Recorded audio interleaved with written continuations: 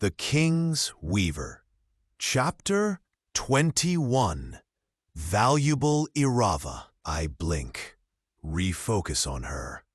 He's what?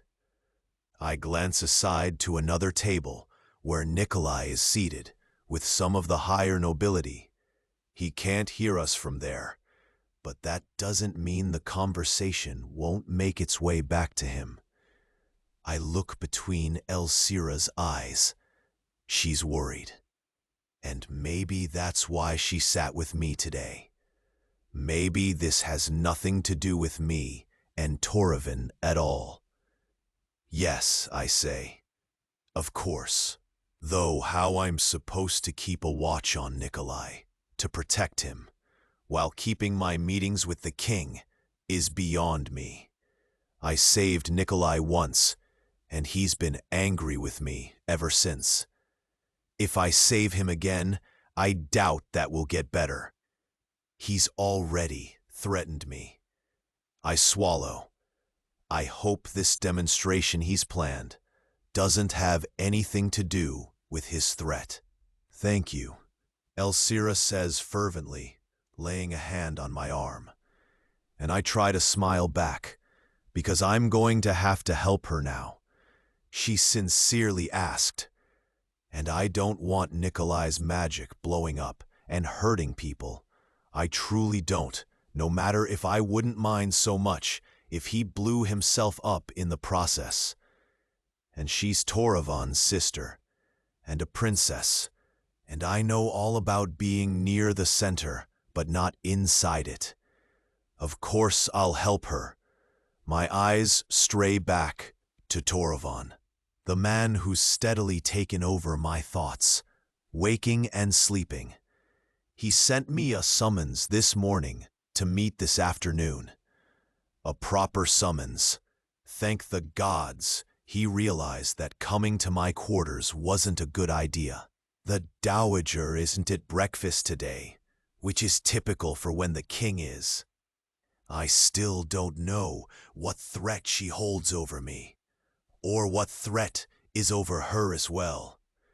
I need to know more, and knowing more means spending time with the king. The thought floods me with more anticipation than dread. Do I even know what I want anymore? Freedom was my only goal when I came here.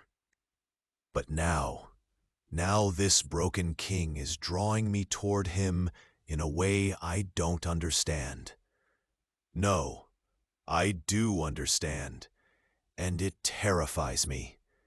How can I, a princess who's failed at being a princess in every way, even savor his small smiles meant for my disguise? Valterre is right that I should tell him. Lessen the fallout, because I know there will be one, and that terrifies me too. But the memory of his eyes when I'd offered to teach him weaving, naked with hope, holds me back. Wouldn't it be better to never tell him? To never hurt him like that? I cannot hurt this man. I will not be the one to extinguish that fledgling light inside him. Maybe I could stay as Caleb. I want to use my magic for something other than my making my mother angry and making me a court pariah, and I could do good here as a court mage with him. But I know my mother betrothed me for a reason, and it wasn't just out of spite.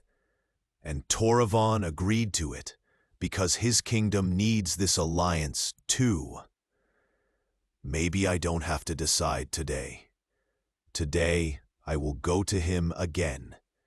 I will do what I can to help him find the truth he so desperately seeks. And for today, I will allow myself to pretend, to get lost in gray-green eyes and the thrill of being seen, really seen, maybe for the first time.